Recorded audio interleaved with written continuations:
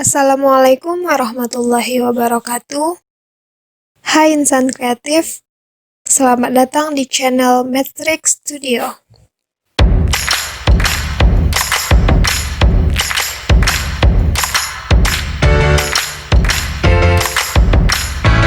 Sebelum memulai pelajaran, tekan tombol subscribe dan like.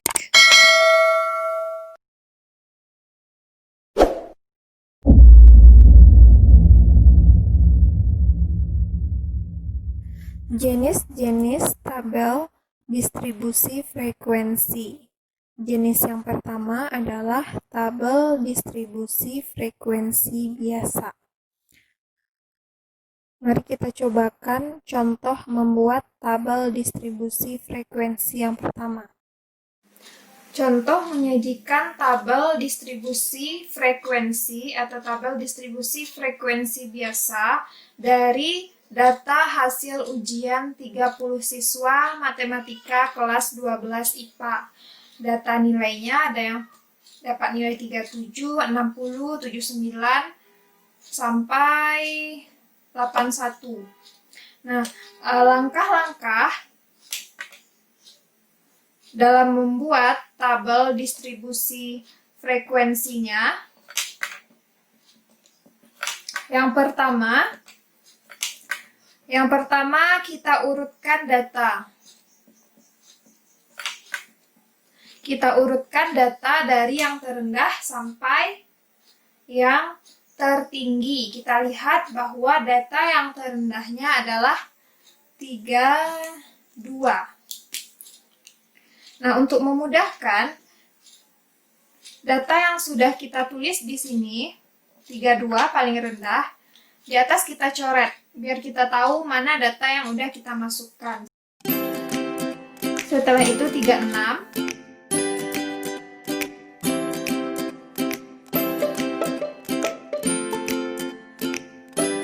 37, 41, 41-nya ada 2,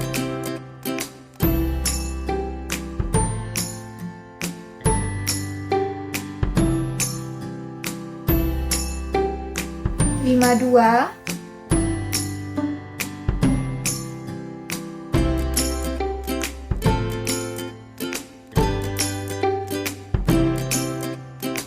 57, kemudian 60,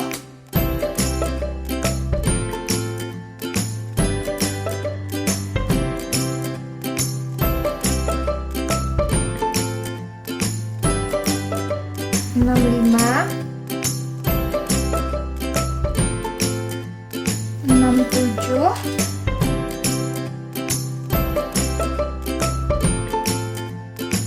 70. Nah, begini seterusnya sampai datanya habis.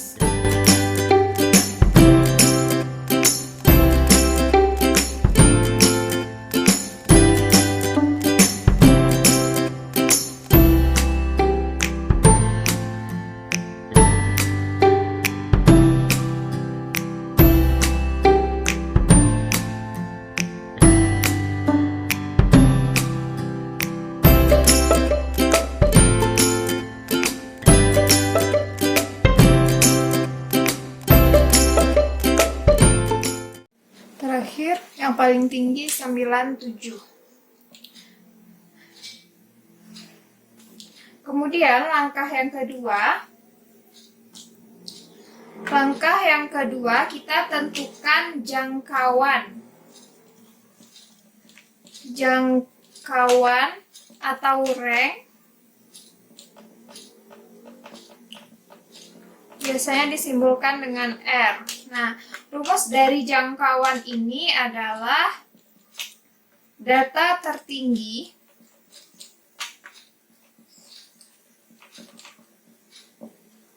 dikurang dengan data terendah.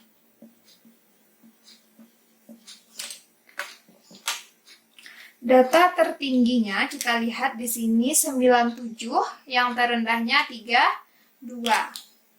Maka kita kurangkan 97 dikurang dengan 32. Hasilnya 65. Maka rangnya 65.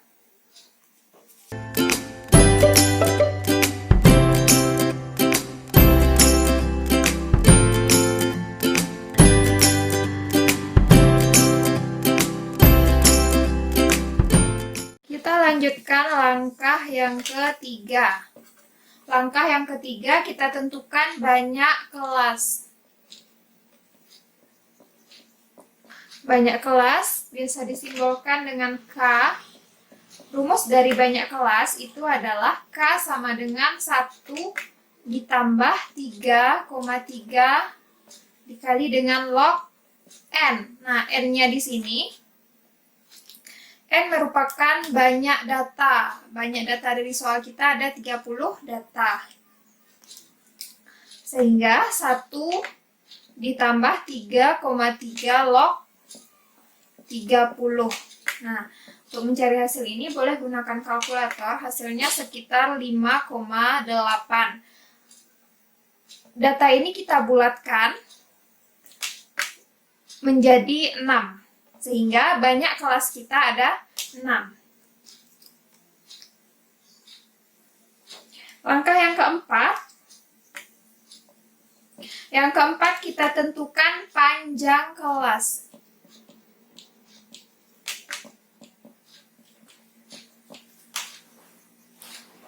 Panjang kelas ini biasa dilambangkan dengan P.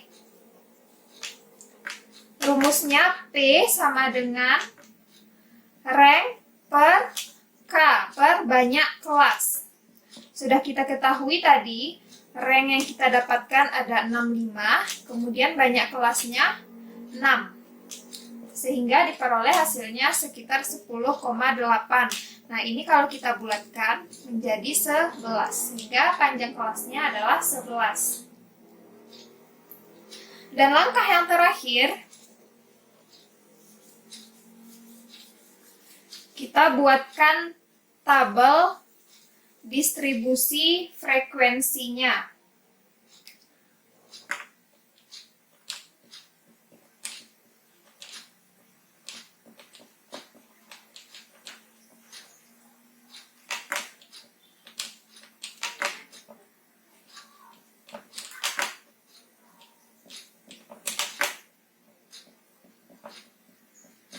Kita tulis lagi data yang tadi.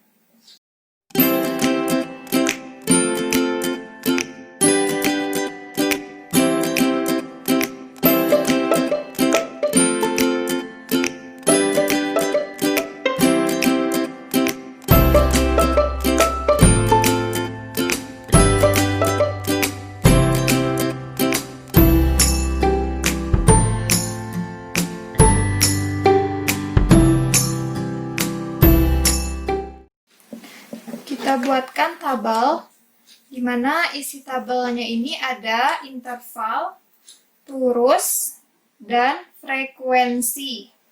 Kita buat tabel menggunakan turus.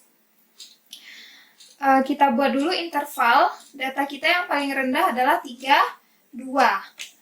Dan panjang kelasnya ada 11, maka 32 dengan panjang 11, jadinya 32 sampai 42. Kemudian interval yang kedua, 43 sampai 53. Interval yang ketiga, 54 sampai 64. Panjangnya 11 ya. Kemudian 65 sampai 75. 76 sampai 86, dan terakhir 87 sampai 97.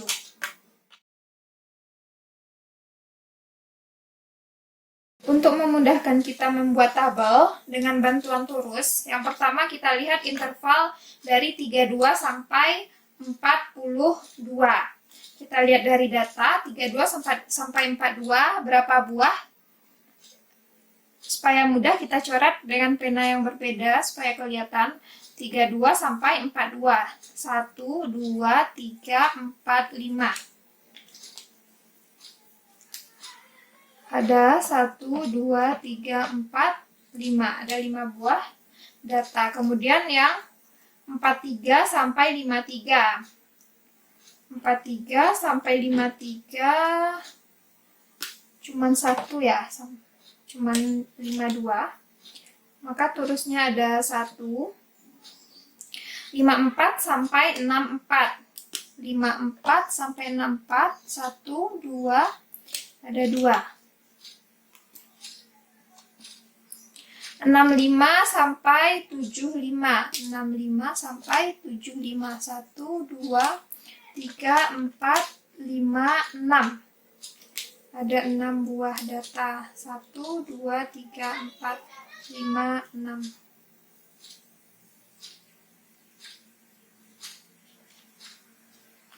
76 sampai 86. Ada 1, 2, 3, 4, 5, 6, 7, 8, 9, 10. Ada 10 buah.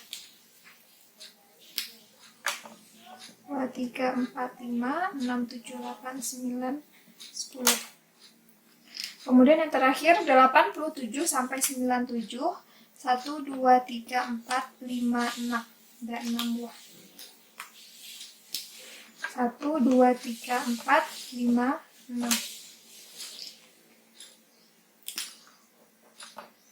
Frekuensinya diperoleh interval yang pertama 5, interval yang kedua 1, interval yang ketiga 2, interval yang keempat ada 6, interval yang kelima 10, dan interval yang terakhir 6.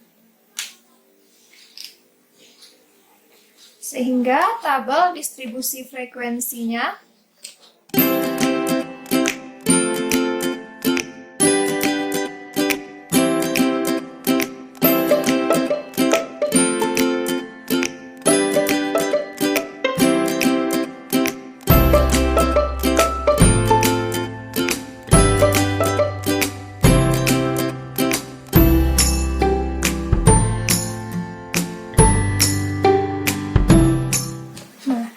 inilah dia tabel distribusi frekuensi biasa yang kita peroleh.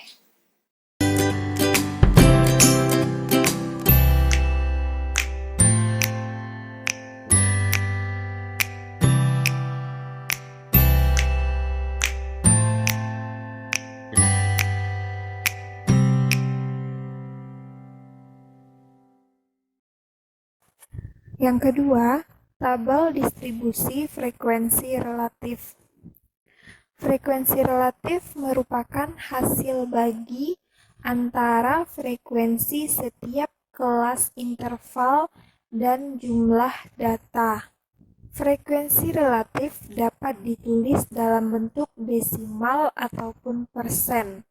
Untuk membuat tabel distribusi frekuensi relatif ini, pada umumnya hampir sama dengan membuat tabel distribusi frekuensi biasa. Yang membedakan hanyalah frekuensi relatifnya. Jika pada tabel distribusi frekuensi biasa, frekuensinya bilangan biasa, tapi pada tabel distribusi frekuensi relatif, frekuensinya bisa berupa bentuk desimal ataupun persen.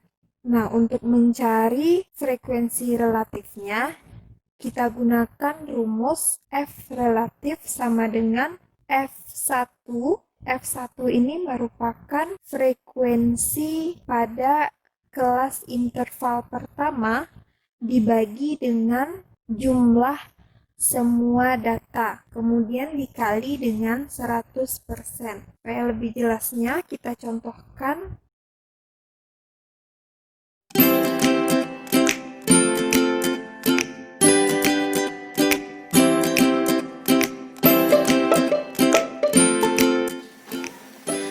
Selanjutnya kita akan membuat tabel distribusi frekuensi relatif.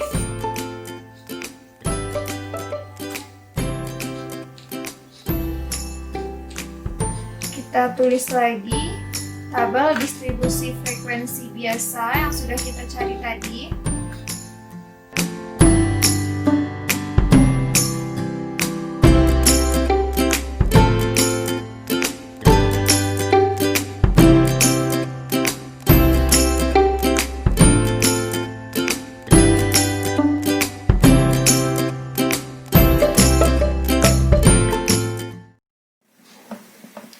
Untuk mencari tabel distribusi frekuensi relatif, maka akan kita cari frekuensi relatif dari tabel distribusi frekuensi biasa. Nah, rumus frekuensi relatif ini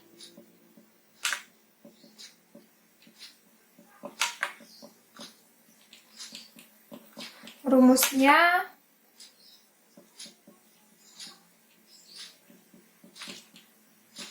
adalah FI. Ini adalah frekuensi dari masing-masing interval dibagi dengan jumlah dari semua frekuensi dikali dengan 100%. Untuk tabel distribusi frekuensi relatif ini bisa dalam bentuk persen atau bilangan desimal. Nah, maka akan kita cari frekuensi relatif masing-masing interval. Interval yang pertama, frekuensi relatifnya adalah F1. Frekuensinya ada 5. Maka 5 per jumlah semua data ada 30. 5 per 30 dikali dengan 100%. Maka hasilnya sekitar 16,6%. Interval yang kedua, frekuensinya 1, maka 1 per 30 dikali 100%. Hasilnya sekitar 3,3%. Interval yang ketiga, frekuensinya ada 2, berarti 2 per 30 dikali 100%, hasilnya 6,6%, sekitar 6,6. Interval yang keempat, frekuensinya ada 6, maka 6 per 30 dikali 100% sama dengan 20%.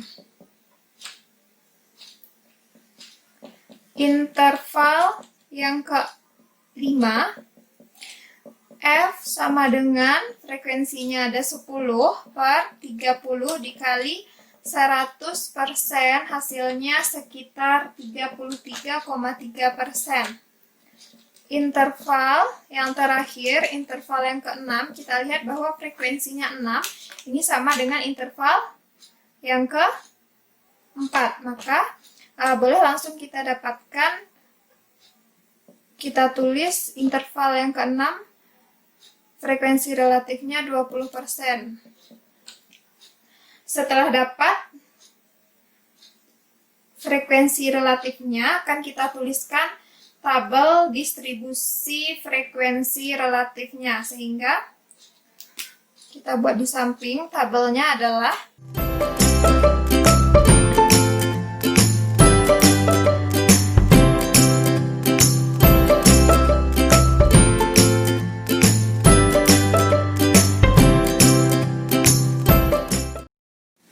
frekuensi relatif.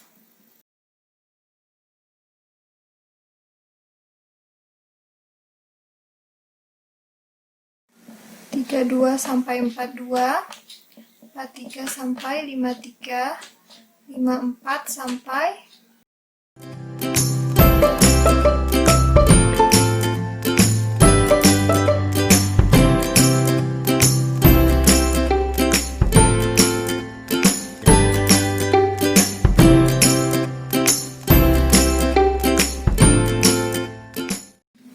Perbedaan antara tabel distribusi frekuensi biasa dengan relatif itu berbeda, terletak pada frekuensinya. Jika pada frekuensi biasa frekuensinya adalah bilangan bulat, sedangkan pada tabel distribusi frekuensi relatif frekuensinya bisa berupa persen atau bilangan desimal. 16,6%, interval yang kedua 3,3%, interval yang ketiga 6,6%, interval yang keempat 20%, interval yang kelima 33,3%, dan interval yang terakhir 20%. Sehingga inilah dia tabel distribusi frekuensi relatif yang kita peroleh.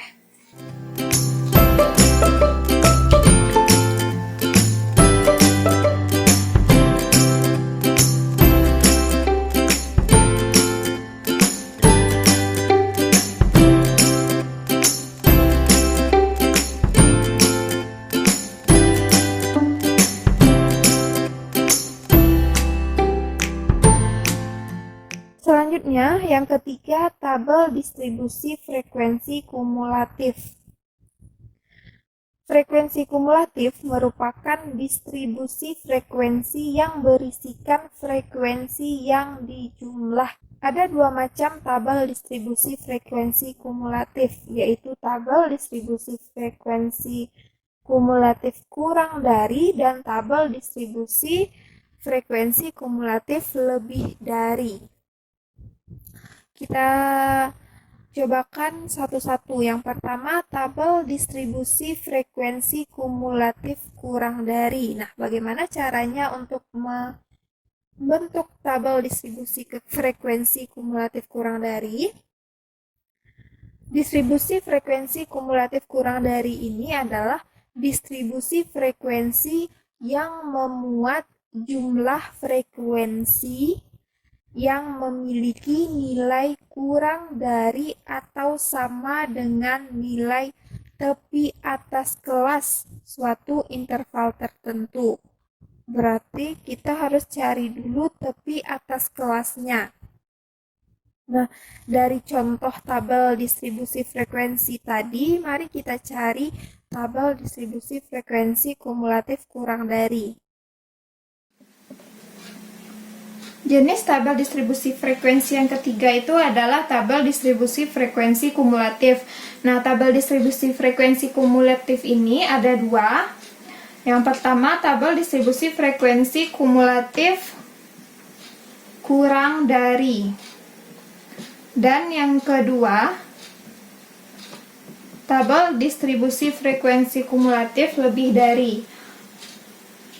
Kita cari satu-satu. Tabel distribusi frekuensi kumulatif kurang dari ini merupakan distribusi frekuensi yang memuat jumlah frekuensi yang memiliki nilai kurang dari atau sama dengan nilai tepi atas kelas suatu interval tertentu.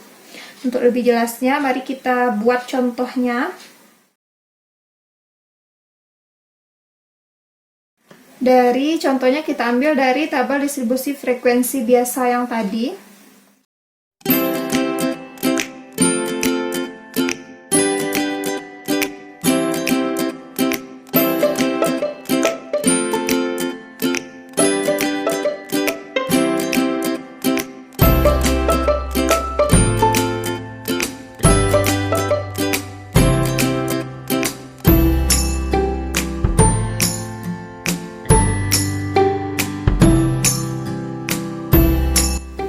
Akan kita bandingkan tabelnya untuk mencari tabel distribusi frekuensi kumulatif kurang dari. Itu kita harus cari dulu tabel distribusi frekuensi biasa.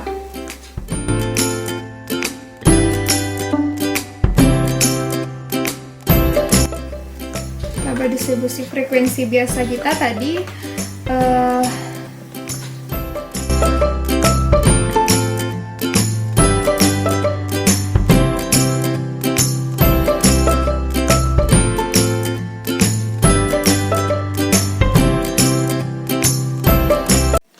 frekuensinya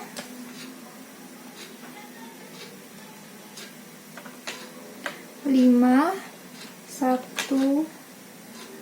2, 6, 10, dan 6. Nah, untuk mencari distribusi frekuensi kumulatif kurang dari, kita harus mencari tepi atas. Pada video sebelumnya sudah dijelaskan untuk mencari tepi atas itu, yaitu batas atas dari interval ditambah dengan batas atas kelas interval ditambah dengan ketelitian data. Ketelitian datanya 0,5. Jadi tepi atas pada interval yang pertama adalah 42,5. Interval yang kedua, batas atasnya 53, berarti 53,5. Yang ketiga, 64,5.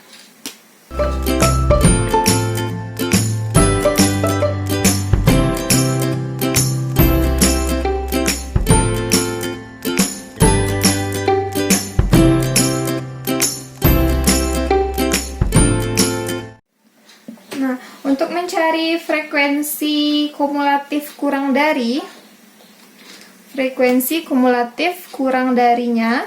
ini kurang dari, caranya adalah kita lihat dari tepi atas. Frekuensi kumulatif kurang dari 42,5, ada berapa frekuensinya? Yang kurang dari 42,5 berarti ada pada interval pertama. Kurang dari 42,5 berarti dia berada pada interval 32 sampai 42. Banyak frekuensinya adalah 5. Kemudian untuk interval yang kedua kita lihat frekuensi yang nilainya kurang dari 53,5. Interval yang frekuensinya kurang dari 53,5 berarti ada dua interval. Interval pertama dan interval kedua. Kurang dari 53,5 berarti 32 sampai 42 kurang kan dari 53,5. Begitu juga dengan interval yang kedua, 43 sampai 53 ini kurang dari 53,5. Maka frekuensinya ada berapa? Ada 6. 5 ditambah 1, 6.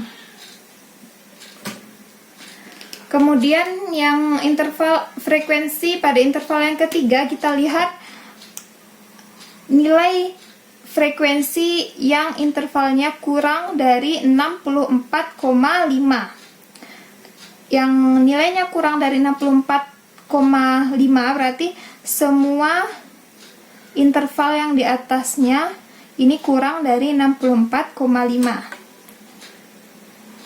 Interval 1, 2, dan 3 itu kurang dari 64,5.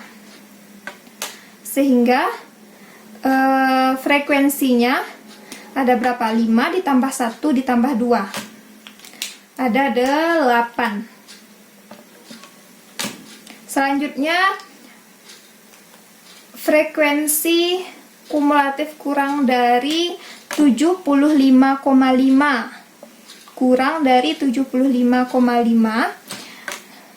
Kurang dari 75,5 berarti ada 4 buah interval. Interval 65 sampai 75 ini pasti kurang dari 75,5. Begitu juga dengan interval di atasnya, ini datanya kurang dari 75,5. Berarti ada 5 ditambah 1 ditambah 2 ditambah 6. Hasilnya 14. Selanjutnya, interval yang kelima, frekuensi kumulatif kurang dari 86,5. Kurang dari 86,5. Berarti 86, 76 sampai 86 ini kurang dari 86,5. Begitupun dengan interval-interval yang di atasnya ini pasti kurang dari 86,5 sehingga diperoleh frekuensi kumulatif kurang dari 85,5. Ada 5 tambah 1 tambah 2 tambah 6 tambah 10. Ada 24 data.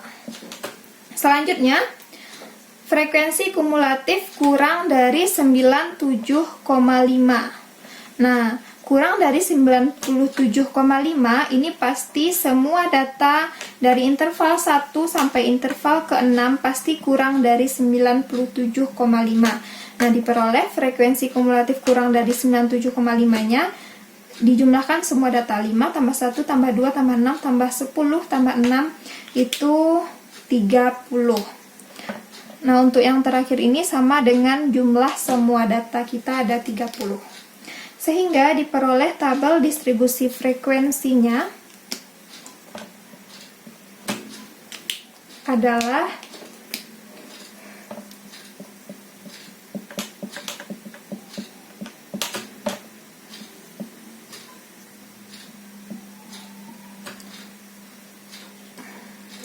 jika pada tabel distribusi frekuensi biasa dan kumulatif itu isi kolom yang pertamanya interval, maka pada tabel distribusi frekuensi kumulatif kurang dari ini isi tabel yang pertama itu tepi atas. Tepi atas kita ada 42,5, 53,5, 64,5, 75,5, 86,5 dan 97,5. Kemudian ada frekuensi kumulatif kurang dari 5, 6, 8, 14, 24 dan 30. Sehingga inilah dia tabel distribusi frekuensi kumulatif kurang dari yang kita peroleh.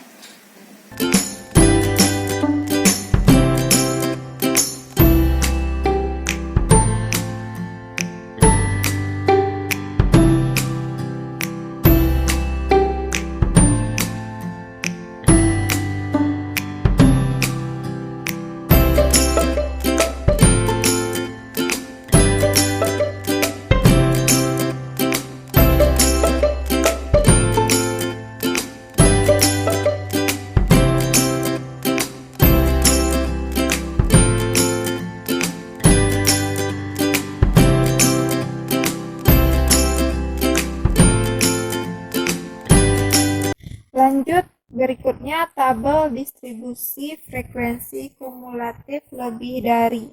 Distribusi frekuensi kumulatif lebih dari adalah distribusi frekuensi yang memuat jumlah frekuensi yang memiliki nilai lebih dari atau sama dengan nilai tepi bawah kelas suatu interval tertentu.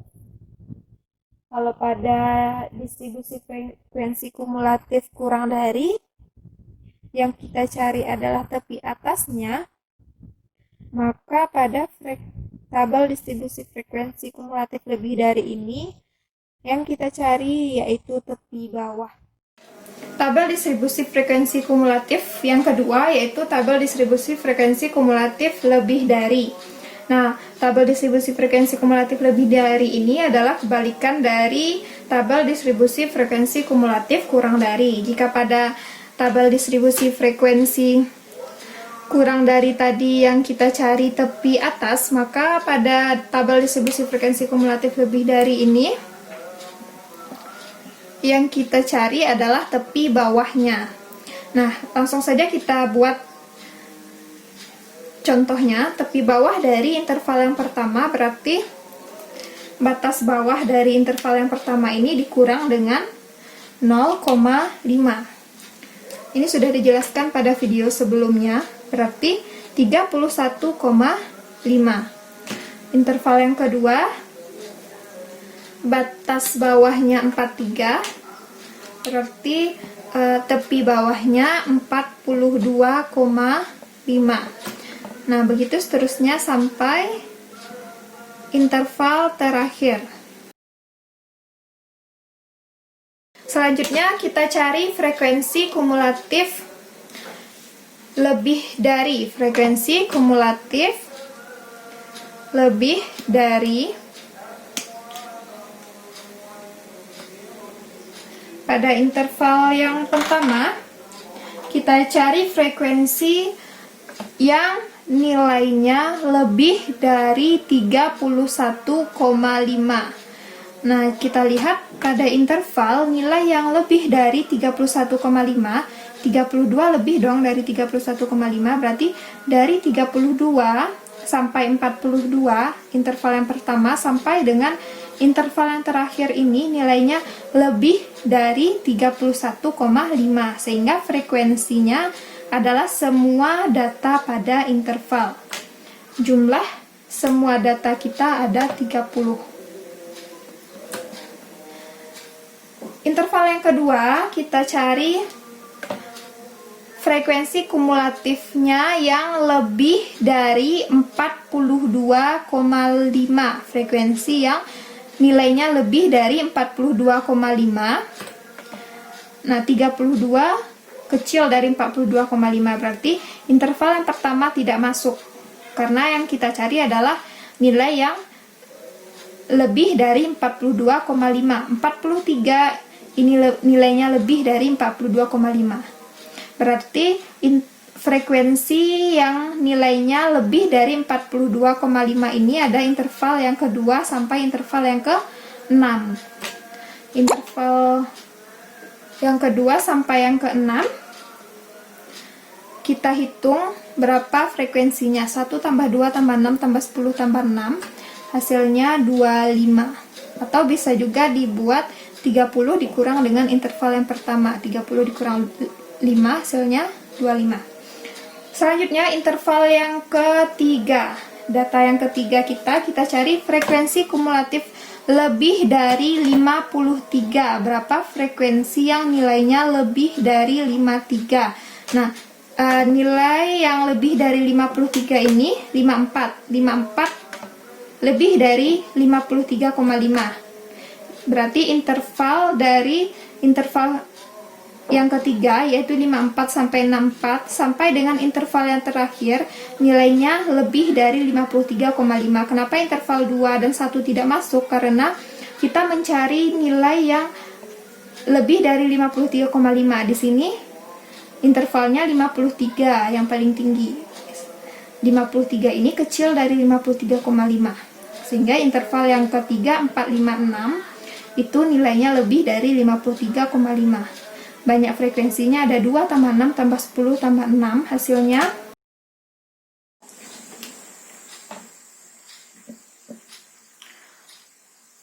selanjutnya kita akan mencari frekuensi kumulatif lebih dari 64,5. Nah, dari interval data yang nilainya lebih dari 64,5 berarti interval ke 4, 5, dan 6. 65 lebih dari 64,5. Sehingga frekuensinya 6 tambah 10 tambah 6 yaitu 22.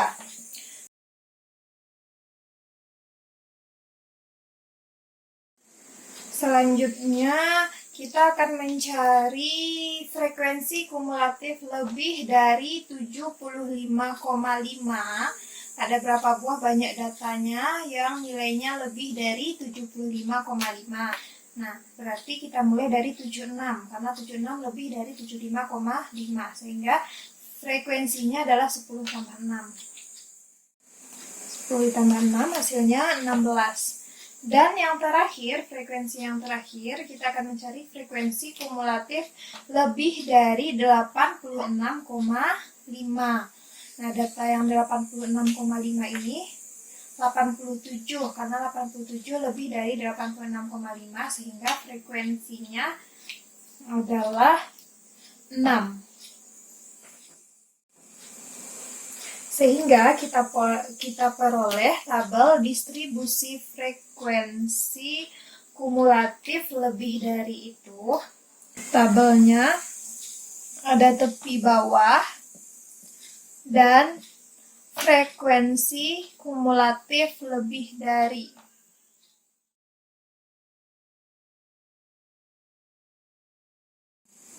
Tepi bawahnya 31,5, 42,5, 53,5, 64,5, 75,5 dan 86,5 dan frekuensinya 30, 25, 24, 22, 16 dan 6.